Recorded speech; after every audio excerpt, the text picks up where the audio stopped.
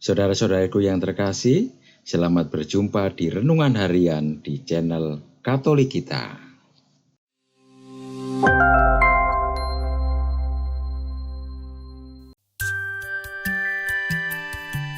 Hari ini, Rabu, 1 Januari 2025, Hari Raya Santa Perawan Maria, Bunda Allah, Oktav Natal dan Hari Perdamaian Sedunia.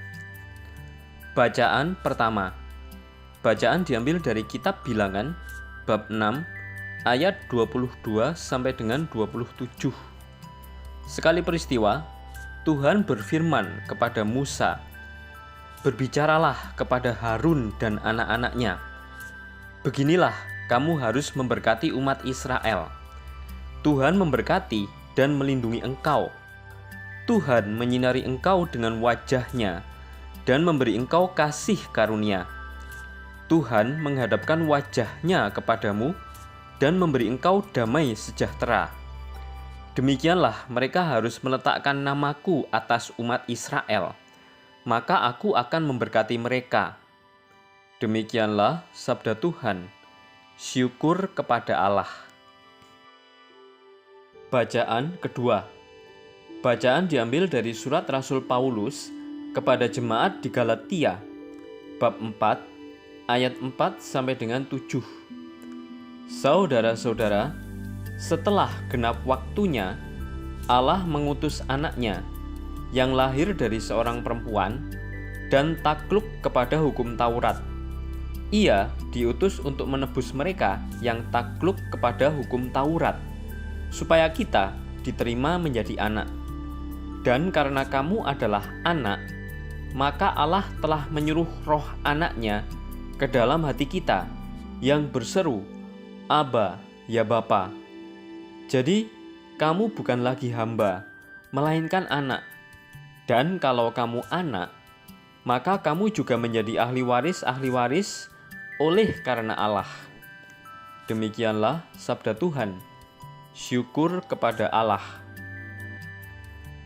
Bacaan Injil. Bacaan diambil dari Injil suci menurut Lukas, bab 2, ayat 16 sampai dengan 21. Setelah mendengar berita kelahiran penyelamat dunia, para gembala cepat-cepat berangkat ke Betlehem. Mereka menjumpai Maria dan Yusuf serta bayi yang sedang terbaring di dalam palungan. Ketika melihat bayi itu, para gembala memberitahukan apa yang telah dikatakan kepada mereka tentang anak itu. Semua orang yang mendengarnya heran tentang apa yang dikatakan gembala-gembala itu.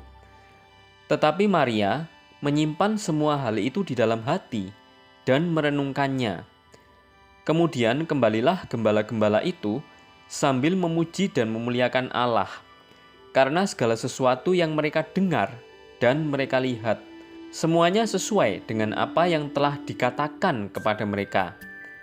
Ketika genap 8 hari dan ia harus disunatkan, ia diberi nama Yesus, yaitu nama yang disebut oleh malaikat sebelum ia dikandung ibunya. Demikianlah sabda Tuhan. Terpujilah Kristus. Saudara-saudari sekalian, menyambut tahun yubileum biasa di tahun 2025, Paus kita Fransiskus mengeluarkan bula yang diberinya judul Spes non confundit, yang bisa diartikan harapan tidak mengecewakan. Bagi kita yang awam akan istilah bula kepausan, baiklah saya berikan sedikit penjelasan mengenai itu. Bula kepausan merupakan suatu jenis tertentu paten surat atau piagam yang dikeluarkan oleh seorang paus dari Gereja Katolik Roma. Istilah yang digunakan untuk dokumen ini berasal dari segel berbahan timah hitam atau disebut bula yang ditambahkan pada bagian akhir untuk mengautentikasinya.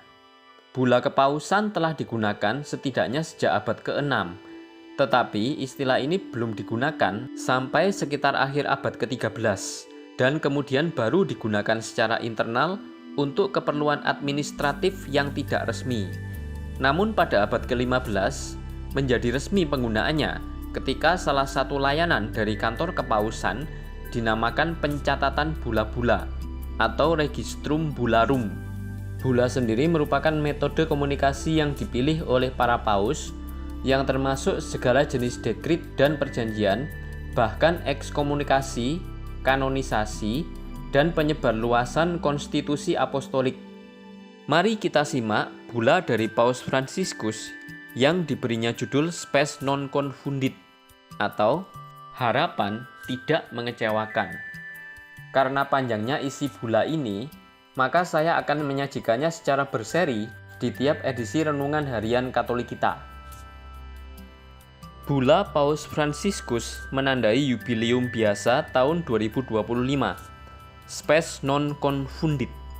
Pengharapan tidak mengecewakan. Dari Roma bab 5 ayat 5. Dalam semangat pengharapan, Rasul Paulus menyampaikan kata-kata yang menyemangati ini kepada komunitas Kristen di Roma. Harapan juga merupakan pesan utama dari yubileum mendatang yang sesuai dengan tradisi kuno, diproklamirkan oleh Paus setiap 25 tahun. Pikiran saya tertuju pada semua peziarah pengharapan yang akan melakukan perjalanan ke Roma untuk menikmati tahun suci, dan semua orang lainnya yang meskipun tidak dapat mengunjungi kota Rasul Petrus dan Paulus akan merayakannya di gereja lokal mereka. Bagi semua orang, semoga yubileum ini menjadi momen perjumpaan pribadi yang sejati dengan Tuhan Yesus, pintu keselamatan kita, yang selalu diwartakan oleh gereja, di mana saja dan kepada semua orang sebagai pengharapan kita. Semua orang tahu apa artinya berharap. Dalam hati setiap orang, harapan bersemayam sebagai keinginan dan harapan akan hal-hal baik yang akan datang. Meskipun kita tidak mengetahui apa yang akan terjadi di masa depan. Meski demikian, ketidakpastian mengenai masa depan kadang-kadang dapat menimbulkan perasaan yang saling bertentangan, mulai dari rasa percaya diri hingga kekhawatiran, dari ketenangan hingga kecemasan, dari keyakinan yang kuat hingga kebimbangan dan keraguan. Seringkali kita menjumpai orang-orang yang putus asa, pesimis, dan sinis terhadap masa depan, seolah-olah tidak ada yang bisa membawa kebahagiaan bagi mereka. Bagi kita semua, semoga tahun Yobel ini menjadi kesempatan untuk memperbarui harapan. Firman Tuhan membantu kita menemukan alasan atas harapan tersebut. Dengan menjadikannya sebagai panduan kita, marilah kita kembali ke pesan yang ingin disampaikan Rasul Paulus kepada umat Kristiani di Roma.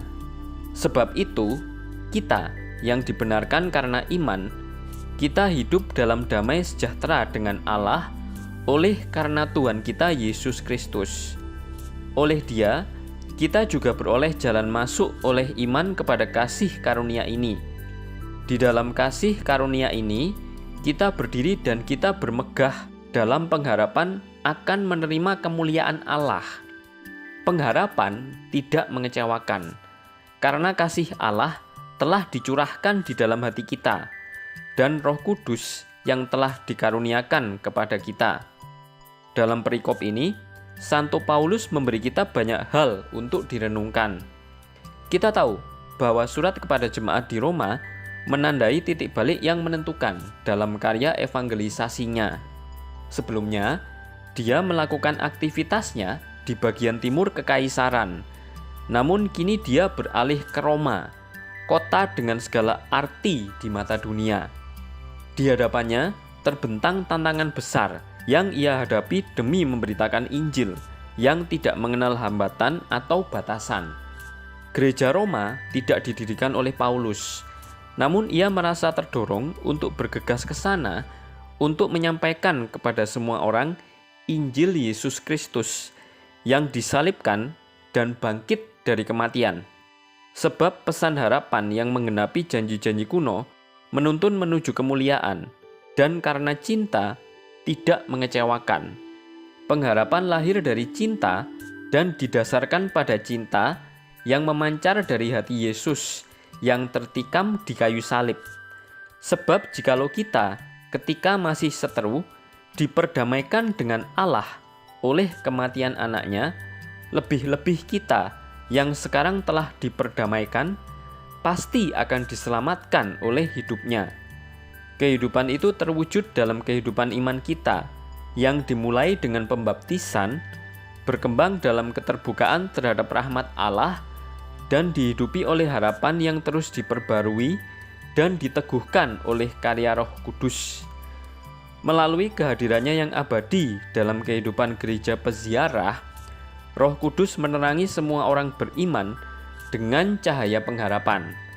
Dia menjaga terang itu tetap bersinar, seperti pelita yang terus menyala, untuk menopang dan menguatkan kehidupan kita.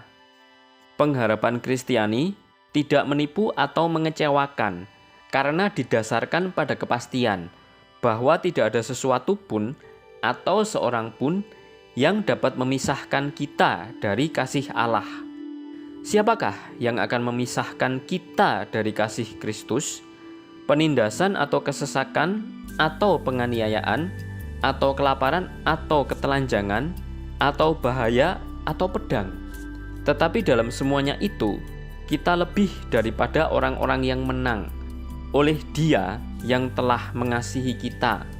Sebab aku yakin bahwa baik maut maupun hidup, baik malaikat-malaikat maupun pemerintah-pemerintah, baik yang ada sekarang maupun yang akan datang, atau kuasa-kuasa, baik yang di atas maupun yang di bawah, ataupun sesuatu makhluk lain, tidak akan dapat memisahkan kita dari kasih Allah yang ada dalam Kristus Yesus, Tuhan kita. Di sini kita melihat alasan mengapa harapan ini bertahan di tengah-tengah pencobaan, didasarkan pada iman dan dipupuk oleh amal kasih. Harapan ini memampukan kita untuk terus maju dalam kehidupan.